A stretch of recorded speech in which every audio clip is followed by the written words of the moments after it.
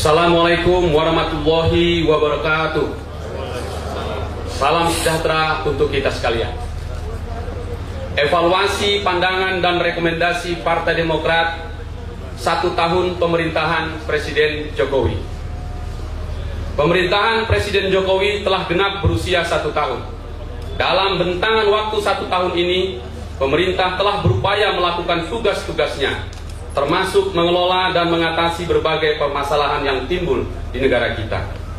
Sebagai partai politik yang ikut bertanggung jawab atas masa depan bangsa yang lebih baik, serta pula menginginkan pemerintahan Presiden Jokowi sukses dalam menjalankan mandat rakyat yang diberikan kepadanya, Partai Demokrat berkewajiban untuk menyampaikan evaluasi, pandangan, dan rekomendasi kepada Presiden Jokowi beserta pemerintahan yang dipimpinnya. Partai Demokrat akan memberikan apresiasi jika yang dilakukan pemerintah positif dan menghasilkan capaian nyata. Sebaliknya, Partai Demokrat akan memberikan koreksi dan menyampaikan hal-hal yang belum dapat dikelola dan diselesaikan dengan baik oleh pemerintah. Tentang politik dan demokrasi. Politik relatif stabil. Tidak ada gangguan politik yang menghambat pekerjaan pemerintahan Presiden Jokowi. Berbeda dengan era pemerintahan Presiden SBY, saat ini parlemen, pers, dan komunitas elit bersikap soft terhadap Presiden Jokowi. Ketegangan politik menyusul terbentuknya koalisi Indonesia Hebat dan koalisi Merah Putih di parlemen, termasuk drama pemilihan pimpinan MPR dan DPR yang menyertainya, telah mereda. Kondisi ini tentu merupakan modal berharga bagi pemerintah untuk dapat mengembangkan tugas-tugasnya dengan baik. Jika politik eksternal dipandang cukup teduh dan tidak memberikan gangguan terhadap Presiden Jokowi, rakyat justru melihat adanya dinamika tertentu di internal pemerintah dan kekuasaan. Terlihat nyata adanya hubungan yang tidak mudah di antara key players dalam lingkar kekuasaan, yang bagaimanapun akan menghambat soliditas dan efektivitas pekerjaan pemerintah secara keseluruhan. Sementara itu, setahun ini justru terjadi perpecahan di sejumlah partai politik. Publik dan Partai Demokrat mencermati berkaitan dengan kemelut yang terjadi di kalangan partai politik tersebut. Pemerintah dan kekuasaan terbaca melakukan intervensi. Hal begini tidak seharusnya terjadi karena pemerintah seharusnya menghormati kedaulatan dan otonomi partai-partai politik, serta tidak mencederai nilai-nilai demokrasi dan ketentuan perundang-undangan yang harus kita junjung tinggi. Tentang hukum dan keadilan. Periode awal pemerintahan Presiden Jokowi diwarnai dengan ketegangan dan benturan antara penegak hukum, yaitu antara KPK dengan Polri. Meskipun penanganan yang dilakukan oleh Presiden Jokowi kurang cepat dan kenyataannya berlarut-larut, akhirnya bisa diatasi. Sungguh pun demikian, publik menilai ada sejumlah pekerjaan rumah yang kelak harus dituntaskan. Berkaitan dengan penegakan hukum dan pemberantasan korupsi yang pada era pemerintahan Presiden SBY dulu mendapatkan prioritas yang tinggi, saat ini penegakan hukum tersebut oleh publik dinilai kurang konsisten dan ada atmosfer tebang pilih. Masyarakat mudah mengetahui atas terjadinya intervensi kekuasaan, baik langsung maupun tidak langsung. Beberapa bulan terakhir ini, Partai Demokrat mengamati nampak ada perbaikan dalam penegakan hukum dan pemberantasan korupsi. Iklim yang terbentuk saat ini menggambarkan bahwa masyarakat tidak leluasa dan bahkan takut untuk menyampaikan kritik kepada pejabat negara dan pemerintahan karena dibayang-bayangi oleh ancaman tuntutan di pengadilan. Suasana demikian di satu sisi memang baik karena rakyat tidak begitu saja bebas melakukan penghinaan, pencemaran nama baik, dan fitnah. Namun di sisi lain, iklim begini bisa mematikan kebebasan berbicara dan berpendapat rakyat yang merupakan hak dasar asasinya. Dari sebuah sumber didapat keterangan bahwa kalangan pers dan media pun takut untuk menyuarakan pikiran dan berita yang kritis karena dibayang-bayangi oleh ancaman pidana. Keadaan demikian jika tidak disehatkan kembali akan mengulangi periode gelap demokrasi di masa lalu yang sesungguhnya sudah dikoreksi oleh perjalanan sejarah kita. Tentang pertahanan dan keamanan, Partai Demokrat menilai bahwa pemerintah telah melaksanakan tugas-tugas penegakan kedaulatan negara. TNI juga telah mengemban tugas-tugasnya dalam rangka menjaga keutuhan wilayah, termasuk wilayah lautan. Pembangunan kekuatan pertahanan dan modernisasi alutsista TNI merupakan agenda penting yang dilaksanakan di era pemerintahan Presiden SBY. Partai Demokrat melihat kemungkinan penyusutan anggaran pertahanan saat ini dan di tahun mendatang. Hal ini sesungguhnya bertentangan dengan salah satu janji Presiden Jokowi yang akan meningkatkan anggaran pertahanan 3 kali lipat. Jika memang ada kesulitan pemerintah dengan penganggaran di bidang pertahanan ini karena penurunan pertumbuhan ekonomi kita, Presiden Jokowi diharapkan bisa menjelaskan penyesuaian kebijakan anggaran ini karena pasti akan berdampak pada timeline penambahan dan modernisasi alutsista, termasuk kesejahteraan prajurit hingga tahun 2019 mendatang. Berkaitan dengan keamanan dalam negeri serta keamanan dan ketertiban masyarakat, kejadian yang bernuansa konflik komunal, contohnya yang terjadi di Tolikara, Papua, dan Singkil, Aceh, mesti mendapat perhatian yang serius dari pemerintah. Apalagi Partai Demokrat melihat dan merasakan bahwa situasi politik di Papua saat ini kurang kondusif bagi penjagaan kedaulatan negara. Sementara di Aceh, pemilihan gubernur mendatang juga memiliki potensi konflik yang lebih tinggi. Terhadap isu pendidikan bela negara yang sempat menjadi perdebatan dan polemik di kalangan masyarakat, Partai Demokrat berpendapat agar semuanya didasarkan pada konstitusi dan undang-undang pertahanan, serta sistem dan tatanan yang berlaku di negara demokrasi. Penggunaan anggaran yang besar mesti dibicarakan dengan DPR RI agar bisa dijaga ketertiban, transparansi, dan akuntabilitasnya. Juga mesti dikaitkan dengan kemampuan perekonomian negara untuk mendukungnya. Partai Demokrat juga mencermati pemberian tugas dan tanggung jawab kepada TNI oleh Presiden Jokowi untuk ikut menjamin terwujudnya swasembada beras 2 tahun mendatang. Memang, bagi TNI tugas apapun yang diberikan oleh negara akan dilaksanakan dengan penuh tanggung jawab. Namun, kepala negara yang memegang kekuasaan tertinggi atas Angkatan Darat, Angkatan Laut, dan Angkatan Udara haruslah memahami tugas pokok, domain, dan fungsi semestinya yang diemban oleh TNI. Sungguh pun TNI itu memiliki identitas sebagai tentara rakyat dan tentara pejuang, dan juga melaksanakan tugas-tugas operasi militer selain perang. Sekali lagi, janganlah memberikan penugasan yang akhirnya bisa mengganggu tugas pokoknya, termasuk di dalam pemeliharaan kemampuan tempur dan kesiagaan untuk menjalankan tugas-tugas pertahanan negara. Tentang ekonomi, realitas yang ada dewasa ini adalah terjadinya pelambatan ekonomi Indonesia berikut segala implikasinya. Hal ini disebabkan oleh baik faktor eksternal maupun internal. Hal begini setiap saat memang bisa saja terjadi. Sebagaimana pula dulu yang dialami oleh pemerintahan Presiden SBY, yang penting adalah Presiden Jokowi dan pemerintah berhenti untuk mencari-cari kambing hitam atas persoalan yang serius pada perekonomian kita sekarang ini. Pengakuan terbuka, bukan denial, dan sense of crisis dari para pemimpin negara dan pemerintahan amat diperlukan. Karena dengan demikian langkah-langkah yang diambil pasti lebih efektif. Permasalahan utama yang kita hadapi tentulah bukan hanya nilai tukar rupiah yang melemah tajam 1 tahun terakhir ini, tetapi juga mengait kepada fundamental dan isu ekonomi yang lain. Paling tidak ada 7 hal yang mesti dikelola dan diatasi oleh pemerintah ke depan ini, yaitu pertumbuhan yang melambat, growth, stabilitas harga yang terganggu, inflasi, terjadinya PHK dan meningkatnya pengangguran, unemployment, pelemahnya nilai tukar rupiah, currency, kemampuan dan efektivitas APBN dan APBD, fiskal, meningkatnya angka kemiskinan di tahun 2015 ini, poverty, serta menurunnya tingkat kepercayaan masyarakat dan pelaku dunia usaha yang kita sebut trust. Beberapa kali Partai Demokrat memberikan rekomendasi kepada Presiden Jokowi agar kesemua kebijakan dan tindakan pemerintah benar-benar menyentuh 7 isu utama ini secara langsung.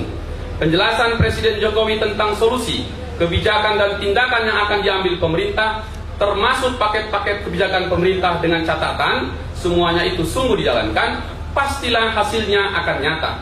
Kalau belum mendatangkan hasil, perlu dicari lagi solusi dan kebijakan yang lebih tepat. Yang diharapkan oleh rakyat bukan telah dikeluarkannya paket-paket kebijakan itu, meskipun itu penting, tetapi hasil nyata yang dicapai sehingga keadaan ekonomi yang dirasakan rakyat memang menjadi lebih baik. Penguatan tajam nilai tukar rupiah 2 minggu terakhir ini sehingga tidak menyentuh angka psikologis Rp15.000 per $1 Amerika Serikat adalah langkah yang tepat dan melegakan rakyat. Partai Demokrat memberikan apresiasi kepada negara, utamanya Bank Indonesia. APBN dan fiskal yang ketat amat penting dalam pembiayaan kegiatan pemerintahan dan pembangunan, terlebih ketika menghadapi tekanan ekonomi saat ini. Partai Demokrat mencermati bahwa rencana penerimaan dan pembelanjaan negara untuk APBN 2016 perlu ditetapkan dengan benar dan realistik. Sementara itu, pengelolaan penggunaan anggaran untuk APBNP 2015 juga harus tepat dan terkontrol dengan baik. DPR RI dan DPD RI perlu melakukan tugas pengawasan secara efektif. APBN dan kebijakan fiskal yang tepat dapat menjadi sarana stimulasi pertumbuhan ekonomi, sekaligus mencegah meningkatnya angka kemiskinan dan pengangguran di negeri kita. Pemerintah harus benar-benar menggunakan anggaran secara prudent, transparan, dan akuntabel ke depan nanti. Tentang kesejahteraan rakyat, meskipun taraf hidup rakyat yang berbasiskan pertumbuhan ekonomi yang berkeadilan bukan satu-satunya indikator atas tingkat kesejahteraan rakyat, tetap saja hal itu amat penting untuk dipenuhi dan ditingkatkan. Jika rakyat mendapatkan pekerjaan dan penghasilan yang layak, pastilah ia tidak lagi berada dalam kategori miskin. Kenyataan meningkatnya angka pengangguran dan kemiskinan tahun ini harus disadari oleh Presiden Jokowi dan pemerintah, bahwa kesejahteraan rakyat kita juga mendapatkan tekanan. Kenaikan harga BBM pada akhir tahun 2014 yang lalu serta tergerusnya nilai tukar rupiah selama ini bagaimanapun telah menurunkan daya beli masyarakat kita. Pengamatan yang dilakukan oleh kader-kader Partai Demokrat di seluruh tanah air dengan pelambatan pertumbuhan ekonomi sekarang ini, berikut dampak dan implikasinya telah menimbulkan kesulitan hidup bagi sebagian besar rakyat kita.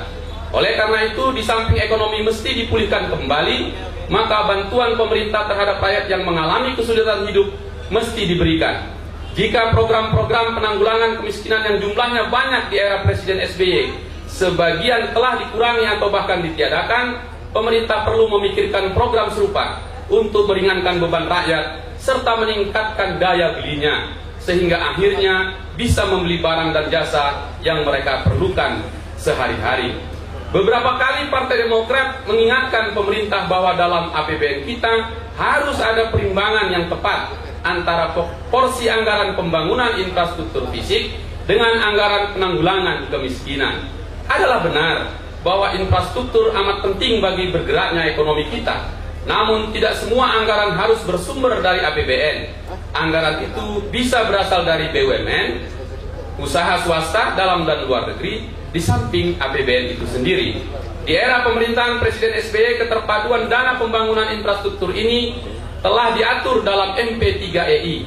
Jika pemerintah meniadakan dan membatalkan MP3EI yang disusun oleh pemerintah pusat, pemerintah daerah, kalangan ekonom, BUMN, dan swasta waktu itu, sebaiknya dipikirkan lagi format dan kerangka pembiayaan yang tidak harus menyedot APBN kita secara berlebihan. Jangan sampai rakyat kita diminta untuk bersabar dan bersabar, menunggu dan terus berkorban demi pembangunan nasional sesuai dengan teori trickle down effect. Tetapi pastikan bersama pembangunan, nasib dan kesejahteraan rakyat juga diperhatikan dan ditingkatkan. Tentang lingkungan dan penanganan bencana, Partai Demokrat memberikan apresiasi kepada pemerintah Presiden Jokowi atas komitmennya untuk mempertahankan bahkan meningkatkan penurunan emisi karbon di Indonesia dari formula 26/41% menjadi 28/41%. Namun pemerintah harus menyadari implementasi dari target penurunan CO2 ini memerlukan konsistensi dan kerja keras kita semua. CO2 yang kita produksi selama 2 bulan ini akibat terbakarnya hutan yang nyaris merata di berbagai provinsi yang rawan kebakaran hutan telah menyumbang peningkatan CO2 dalam jumlah yang sangat besar. Pembukaan lahan gambut juga punya potensi untuk memperburuk keadaan hutan kita jika konsepnya salah dan tidak dikelola dengan benar. Itulah yang mendasari kebijakan moratorium usaha di lahan gambut di era pemerintahan Presiden SBY dulu. Permasalahan penanganan kebakaran hutan dan asap memang merupakan isu yang kompleks. Pemerintahan Presiden SBY juga menghadapi tantangan itu. Namun khusus tahun ini Partai Demokrat mencermati ada sejumlah faktor yang mengakibatkan mengapa dunia menjatuhkan vonis bahwa tahun 2015 ini adalah tahun terburuk bagi Indonesia dalam hal asap dan kebakaran hutan. Pertama, memang kita mengalami El Nino dan suhu yang tinggi di sebagian wilayah Indonesia, sehingga hutan dan ladang kita mudah terbakar. Kedua, antisipasi dan pencegahan kebakaran di banyak daerah kurang dan terlambat. Ketiga, respon pusat termasuk pengerahan personil dan material untuk memadamkan kebakaran termasuk kesatuan komando Unity of Command pada minggu-minggu pertama juga kurang. Di samping itu, pernyataan dan komunikasi pemerintah dengan rakyat dan dengan negara-negara tetangga yang tampak tidak rapi menambah rumitnya permasalahan. Sungguh pun demikian, saat ini Partai Demokrat melihat kesungguhan pemerintah dalam menangani asap dan kebakaran hutan di berbagai wilayah, termasuk pelibatan unsur-unsur TNI serta penegakan hukum yang dilakukan oleh jajaran Polri dan di lapangan. Tentang hubungan internasional, dalam era globalisasi ini, hubungan internasional dan kebijakan luar negeri merupakan agenda yang penting. Kita sepakat untuk terus menjalankan politik luar negeri yang bebas dan aktif, serta kebijakan luar negeri ke segala arah. Di era pemerintahan SBY, kita telah membangun kemitraan strategis atau komprehensif dengan 18 negara kunci di dunia, utamanya di Asia. Kemitraan itu dibangun guna memenuhi kepentingan dan keuntungan bersama, serta diyakini berdasarkan dukungan terhadap kedaulatan dan keutuhan wilayah negara sebagai negara kesatuan Republik Indonesia sebagai prasyarat. Tahun 2015 ini, Partai Demokrat mencermati pengelolaan hubungan internasional yang kurang rapi sehingga menimbulkan kesalahpahaman, bahkan persepsi yang negatif terhadap Indonesia. Persepsi negatif itu antara lain, Indonesia dinilai secara sepihak membatalkan konsensus dalam menyelesaikan masalah bilateral di kalangan ASEAN. Indonesia juga dinilai meninggalkan pelibatan konstruktifnya di kawasan serta championship-nya di bidang perubahan iklim dan pembangunan berkelanjutan. Cara-cara berkomunikasi dan penanganan hubungan luar negeri yang kurang tepat, misalnya kebijakan penenggelaman perahu nelayan asing serta eksekusi hukuman mati sejumlah warga negara asing, telah menimbulkan gangguan hubungan baik kita dengan sejumlah negara sahabat. Partai Demokrat setuju dan mendukung ketegasan pemerintah terhadap pemberantasan pencurian ikan dan kejahatan narkoba. Namun penanganannya seharusnya bisa dilaksanakan secara lebih tepat dan lebih rapi. Saya ingin masuk kepada observasi khusus yang berkait dengan penyelenggaraan pemerintahan secara khusus sehari-hari. Tentang manajemen pemerintahan, Indonesia adalah negara besar. Di samping jumlah penduduknya banyak dan wilayahnya luas, Indonesia juga negara terbesar di ASEAN serta anggota G20. Di era reformasi ini, Indonesia menganut sistem pemerintahan yang desentralistik serta menerapkan sistem otonomi daerah. Sebagai negara yang tengah melakukan transformasi besar, termasuk konsolidasi demokrasi, politik nasional kita dewasa ini amat dinamis. Kondisi dan dinamika negara demikian memerlukan pengelolaan negara dan manajemen pemerintahan yang sistemik, efektif, dan menyentuh segala aspek kehidupan bangsa, serta menjalankan kaidah-kaidah good governance dan kepemimpinan yang efektif. Partai Demokrat mengamati bahwa manajemen pemerintahan termasuk kohesi dan kerjasama intra-kabinet kurang berjalan dengan baik. Rakyat mengikuti berbagai kebijakan dan pernyataan dari pejabat pemerintahan, termasuk pernyataan para menteri, dan bahkan juga presiden dan wakil presiden yang sering tidak sinkron satu sama lain. Di samping akan mengganggu efektivitas dan kinerja pemerintahan, hal demikian juga menimbulkan kebingungan dari masyarakat yang akhirnya menurunkan tingkat kepercayaan mereka terhadap kepemimpinan dan pemerintahnya. Salah satu ciri dari tata pemerintahan yang baik adalah transparansi dan konsistensi. Beberapa kali rakyat dibingungkan oleh adanya pernyataan yang amat mengganggu dan dinilai kurang transparan. Contoh, wakil presiden mengatakan, demi rakyat, impor beras terpaksa dilakukan. Selang beberapa saat, presiden mengatakan, tidak perlu. Bahkan ketika hadir dalam salah satu acara panen dikatakan, Indonesia bisa berswasembada beras. Dan sekali lagi, tak perlu melakukan impor. Beberapa saat kemudian, dalam acara rapat bersama DPR dan pemerintah dikatakan bahwa pemerintah akan mengimpor beras sebanyak 1,25 juta ton. Rakyat juga mengamati bahwa seringkali Presiden Jokowi tidak berada pada posisi mengendalikan, not at the driving seat. Padahal beliau memiliki wewenang dan otoritas untuk mengambil keputusan dan menetapkan kebijakan yang mesti dijalankan oleh pemerintah yang dipimpinnya.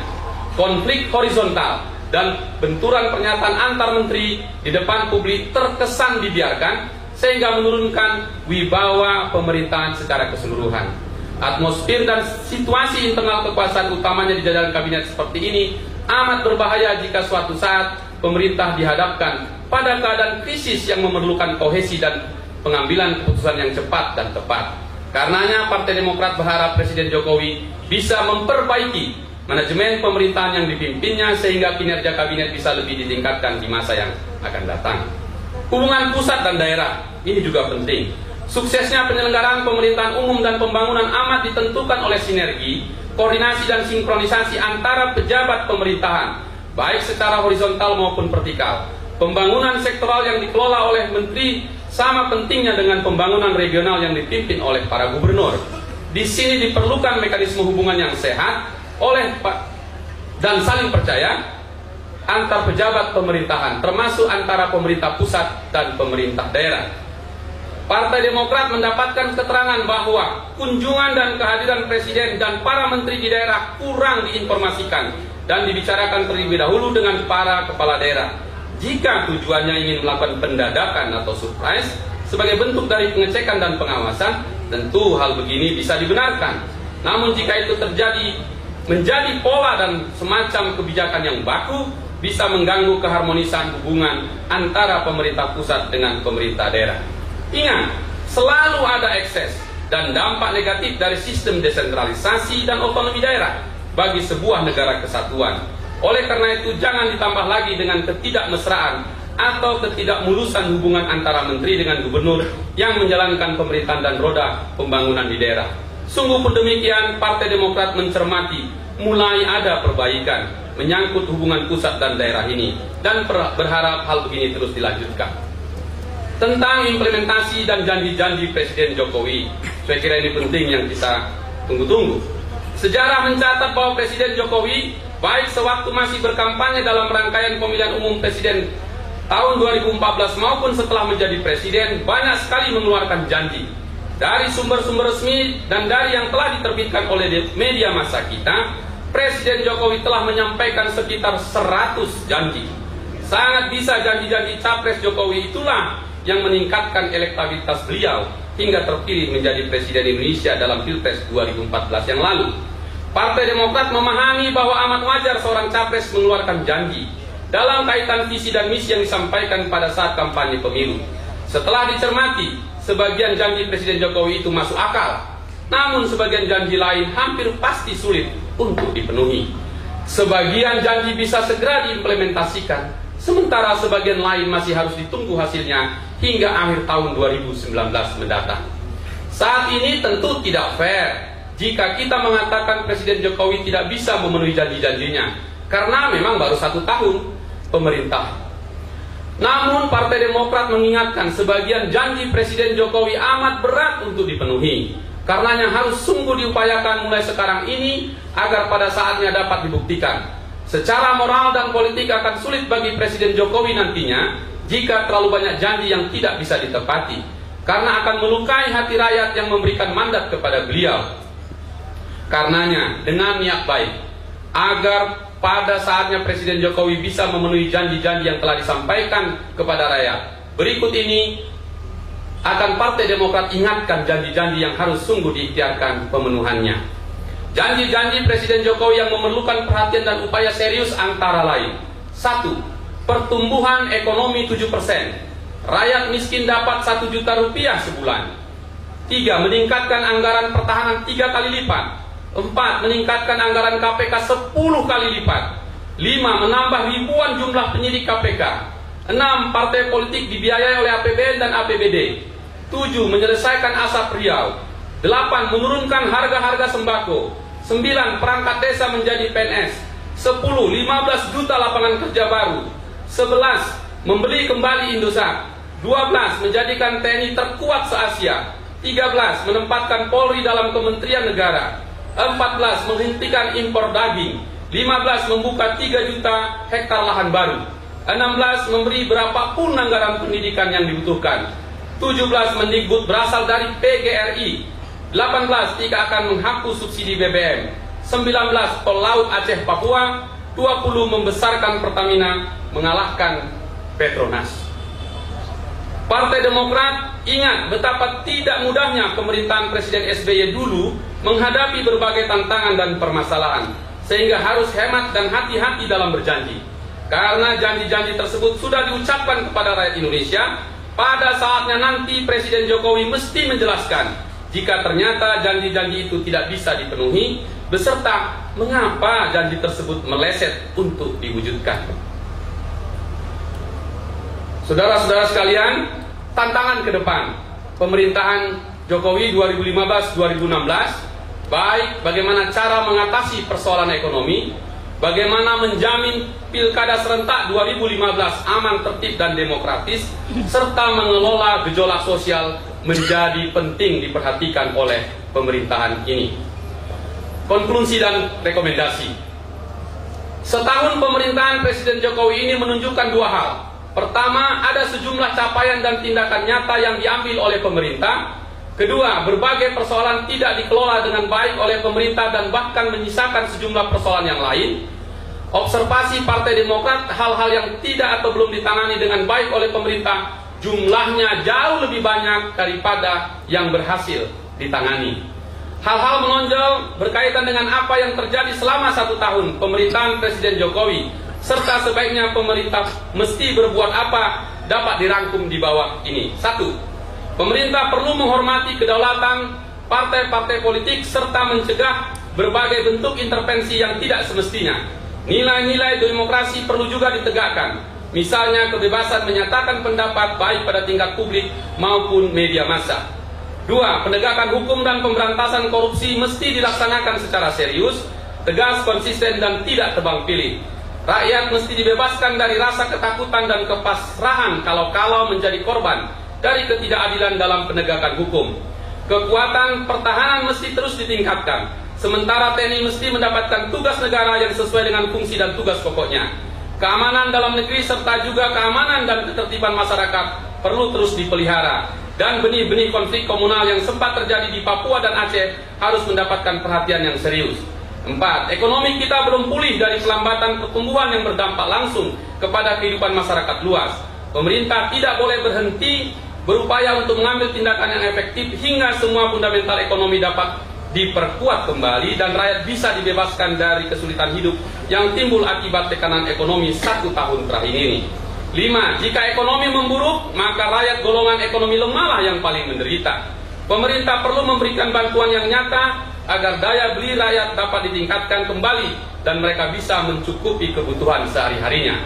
6. Kebakaran hutan dan asap yang ditimbulkan telah menaikkan derajat CO2 yang besar di bumi Indonesia serta memberikan dampak buruk kepada kesehatan masyarakat dan warga negara tetangga-tetangga kita.